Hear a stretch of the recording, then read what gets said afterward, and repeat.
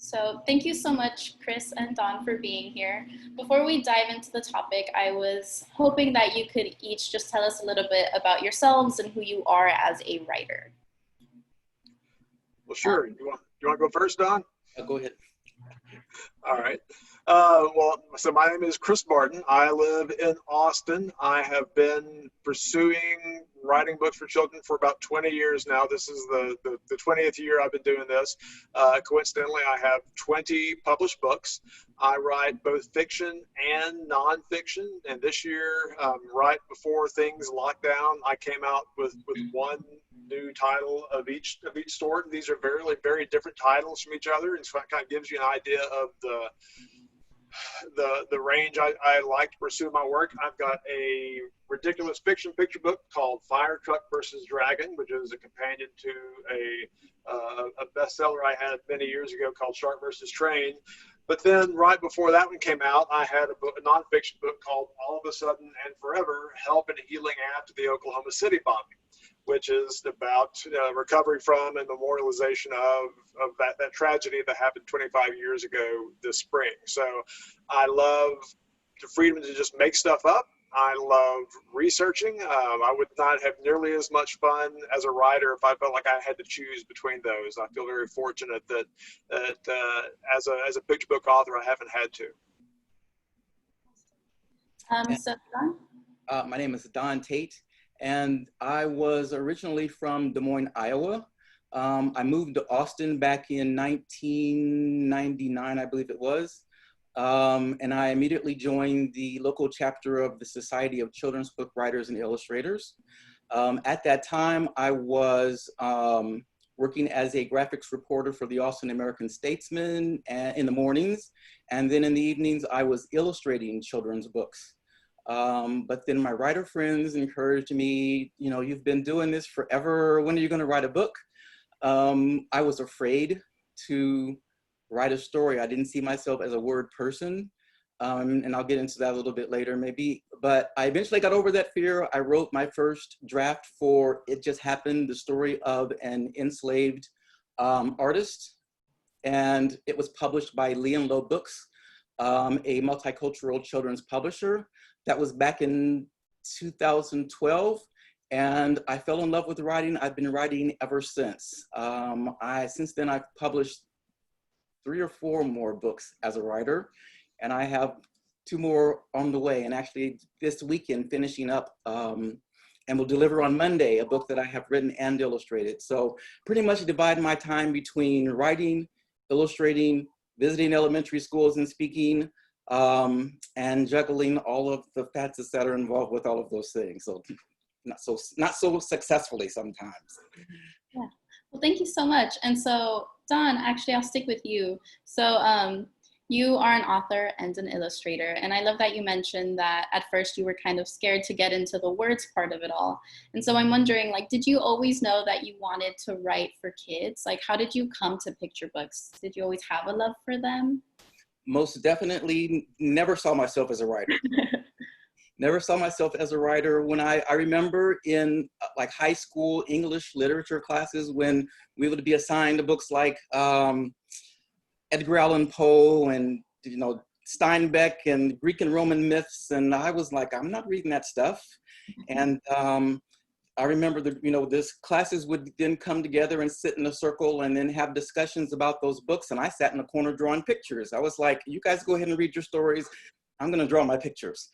So it's kind of ironic that I'm an author today, but I was just kind of afraid of speaking. I didn't feel like I spoke very well.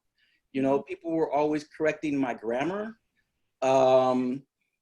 And so I thought that writing was for people who had higher degrees than I did. I thought that writing was for people who had doctoral degrees or journalism degrees or, studied Russian poetry. That wasn't me. But then once I got over my fear of writing, I discovered that, I was a natural storyteller. I didn't think of myself as a word person, but with words, I could express myself in ways that I really couldn't when I sat down with you over a cup of coffee. So I fell in love with writing, and I've been writing and illustrating ever since. I'm not sure if I answered the question, if I kind of veered around there, but. Yeah, yeah. And I really like that connection that you make between storytelling and, you know, your illustrations and also the words. And Chris, you were actually on a Third Thursday panel, I think it was a couple of years ago, and you said a picture book is as much a visual medium as it is a textual medium. The art and the text have to work together. And so one, like, I'm wondering how you came to picture books too, but also can you speak to that a little bit and your role as the writer? Well, sure. Well, after I got my PhD in Russian poetry, um, no, I was a history major at UT, and spent my 20s, but the main reason I came to UT was to work on the student newspaper, on the Daily Texan. But I kind of veered off of that course, was kind of adrift during my most of my 20s. But when I was 29 years old, I was the father of a toddler who, there was a story he wanted me to tell him over and over and over of how I had installed a smoke alarm in our house. And because that's the sort of thing that toddlers get into. And one morning it occurred, I had three epiphanies in about 15 seconds as I was getting dressed for work. Number one, if I were to write that story down, somebody else could tell him that story for a change. Number two, if he liked that story so much, maybe I could make up other stories like it and write those down. And three, if he liked those other stories, maybe other kids would like them too. And I immediately went into research mode.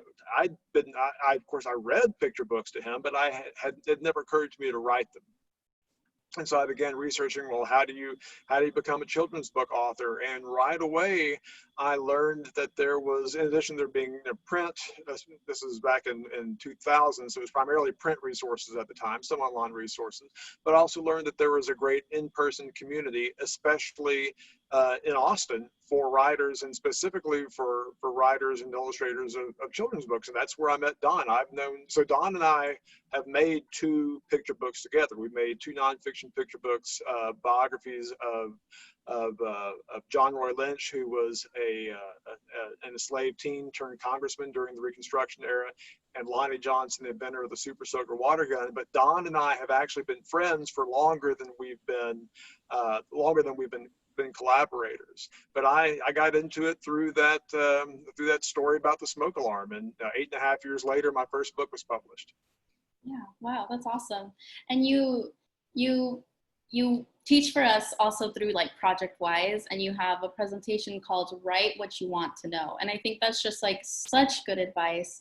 And so when you're like writing for kids, it's a little bit different, you know, than writing for adults, obviously. And so you have to understand picture books and the way that they work. And, you know, how can you speak a little bit to like, you know, how it's different writing for kids specifically versus Well, I can give you a great example from my first book. My first published book was a nonfiction picture book called The Dayglow Brothers, a true story of Bob and Joe Switzer's bright ideas and brand new colors. And this was the true story of how those super bright oranges and yellows and pinks and greens were invented. Now, because I did not know what I was doing, I began trying to sell a picture book manuscript that was over 6,000 words long. Don't do that. But the reason why it was so long, and by comparison, most of my nonfiction picture books today, which tend to be kind of on the long side, are around 1,500 words maybe. But I was so interested in these two people I was writing about, in so many aspects of their story, that I wanted to tell the whole thing. And I had not bothered to actually count how many words are in a nonfiction picture book. But in order to get that book published, what I needed to do, what an editor finally pointed out to me, was I needed to cut it drastically, cut out all the parts of the story that really aren't focused, don't lead the reader to what you want them to see. There's not really, there's not an opportunity for those sorts of tangents. The story needs to be focused. Hopefully, if you've done your job as a nonfiction author, you're going to create an interest in the readers to pursue more about that subject, more about that topic on their own, and you can give them resources to do that. But you have to be really narrowly focused on directing the reader to see what you want them to see and absorb what you want them to absorb. Yeah. And for Don, for you, it's a little bit different because you illustrate and write, you know? And so I'm also wondering, like, what comes first for you? Usually, is it an illustration? It can vary from author illustrator to author illustrator. I know of some who create a pretty picture that an editor discovers on Instagram and says, I love that picture, can you create a story around that? For me, I have to begin with words. And so I started writing stories in much the same way that my author friends write stories. I write that story and then I look at it and realize how terrible it is and rewrite it. And so typically my manuscripts go through, 30, 40 revisions, even before I share the story with my agent. And then I will probably go through a couple of rounds of revisions with my agent before we even put it out on the market. And then after that story sells and is edited with, with an editor, I'll start drawing pictures. And then I'll start realizing that, there's some things that I didn't need to say. So then I end up tearing that manuscript all apart again and creating the pictures and then kind of jumping back and forth between the pictures and the words. And I pretty much do that. For instance, this weekend, I have a picture book that I'm going to deliver in final form to my editor on Monday. And so this weekend, I'm going through and picking out words and changing little movements in the illustrations. And I pretty much do that clear up until the book is going out to the publishing house. Cool. And so I kind of want to go back to that quote I mentioned about a picture book being as much a visual medium as it is a textual medium. And so you really do have to work closely with your illustrator when they're not the same person. And so I'm wondering if you could give us like some best practices or tips for working with an illustrator. Don, we can start with you. Or best practices for when working with maybe an author? Yeah. Okay. Well, typically the way it works in publishing is that you don't work with the author. The author writes the manuscript. It's sold to a publishing house who then works with a pool of illustrators. And typically the author and the illustrator are kept very separate. Now in the day of social media and email, we almost always connect immediately.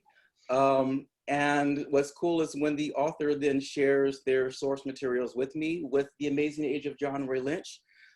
Because Chris is a friend of mine, we lived, here together in Austin. We were able to actually, get together at Book People a couple times and talk about, get an idea for his vision and then communicate my vision. But typically we're kept very separate. And it's not until we are promoting that book at a conference that that collaboration, process actually kicks in. But if we do communicate, it's just always about mutual respect. I'm not going to tell Chris how to write his story or how to rewrite his story, and he doesn't tell me how to draw the pictures. So it's all a matter of respecting each other's craft. Thank you. Chris, do you have anything to add? Well, yeah. Out of all 20 of my books, there's only one that was really a true back and forth act of collaboration between the illustrator and me. That was the exception. And people are really surprised to knowing that Don and I are friends, knowing we both live in Austin, to know that we were not sitting side by side making our books together. And Don had made many great books as an illustrator without the author looking over his shoulder. And so just because it was logistically possible for me to drive to his house and say, hey, how's it going? That wasn't going to make the books any better. An illustrator is not an order taker, and that's something that I think a lot of brand new picture book writers, aspiring authors, that's one of the first lessons that they have to learn. Is it doesn't matter what you think the book ought to look like, because it's not going to be any fun for the illustrator if they can't bring their own talent and their own skill to the story. And when the collaboration works really well, the illustrator can add elements to the story, especially if it's fiction, maybe even subplots or secondary plots entirely that you never dreamed of as the author. What I do whenever an illustrator is announced for one of my projects, number one, you never say my illustrator. The illustrator is not your illustrator. You are collaborators on a book. The book I made with this illustrator as opposed to my illustrator for that book. So the first thing I do when someone has come on board to illustrate a manuscript that I've written is I get in touch with them. I say, number one, congratulations. I'm so glad to be working on this book with you. Number two, if there's anything you need from me, just let me know. And number three, otherwise, I'm going to stay the heck out of your way and let you do what you're so good at doing that you were selected to illustrate this book. So just yesterday, I spent the whole day gathering reference materials for an upcoming nonfiction book of mine, and that's something the illustrator asked for, and now I will step out of the way until she needs something else. Awesome. And so I love that you both mentioned the organization that you joined when you realized that you wanted to write picture books. And so I'm wondering, like, if you can give our audience like some just like places where they can go to make connections, organizations that they can join, maybe some like mailing lists that they can, subscribe to, stuff like that. Yeah, John, we can start with you. I'm going to start with the Society of Children's Book Writers and Illustrators. I get lots of emails from aspiring authors, and I've written this manuscript, and how do I get it published? Can you mentor me? Can you give me this information? Blah, blah, blah, blah, blah. And I always tell them the same thing. Join the Society of Children's Book Writers and Illustrators. It's an organization that you'll meet with others like you once a month at your local meetings. The national organization has 2 conferences every year, one during the summer and one during the winter in New York. Wonderful speakers, an opportunity to join critique groups where you can share your manuscript with others who are aspiring to do what you want to do.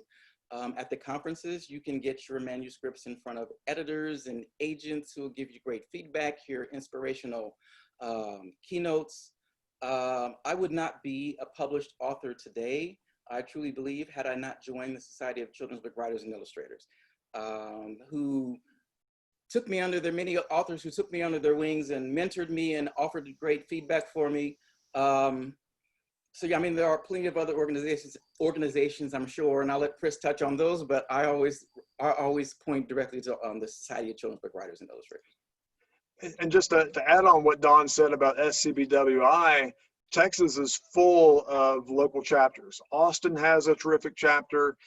There's one in San Antonio. There's one in Houston, one in Brazos Valley, so over like in College Station, and then one up in Dallas, Fort Worth. And so they're all, they have conferences and regular meetings and critique groups from those. So Texas is a great place to be a member of SCBWI.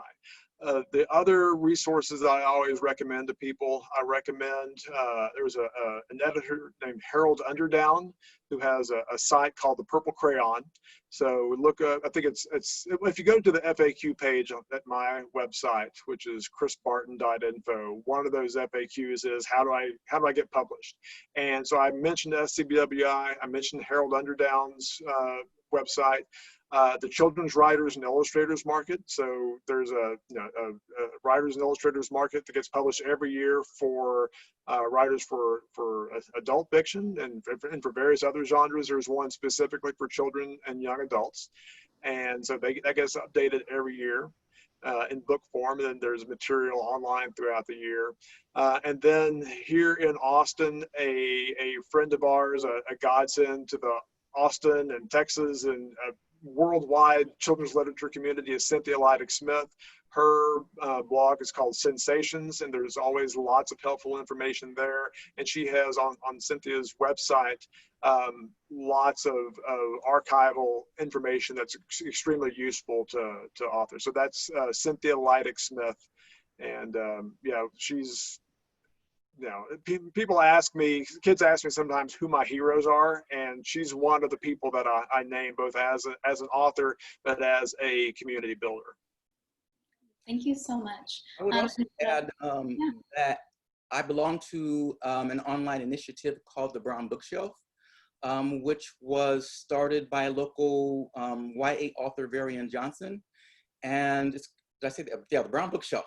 And every February, we have we have a program called 28 Days Later, where we highlight an African-American author or illustrator. But throughout the year, we offer reviews, resources, information. So it's just another great resource for aspiring authors. Great, thank you.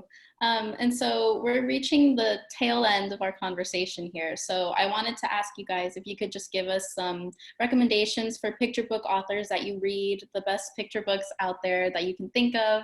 And Chris, we can start with you. Well, I'll start with some that I've read just recently and some that I've read since the Austin Public Library started up curbside service again. My wife, who also, she was on a panel earlier, she writes middle grade and young adult fiction. She and I read a picture book together every night. And so I keep a list of those. So before this session, I was able to look back at what we had read recently that I just loved. One that I don't have a physical copy of with me anymore is called The Oldest Student by Rita Lorraine Hubbard and Oge Mora, which is about a woman who had been enslaved and learned to read when she was 116 years old. It's a nonfiction book. It's a beautiful book, superbly written. So that The Oldest Student is fantastic. And then a couple that we read just in the past couple nights that are terrific. Like the Moon Loves the Sky by Hannah Khan, illustrated by Safa Khan. And In a Jar by Deborah Marcero, which is, I think, as close to being a perfect picture book as you get. I've read that just last night for the first time, and it's astounding. Awesome, thank you. Don? So I truly am inspired by my friends. So I study the books. I study all of Chris's books.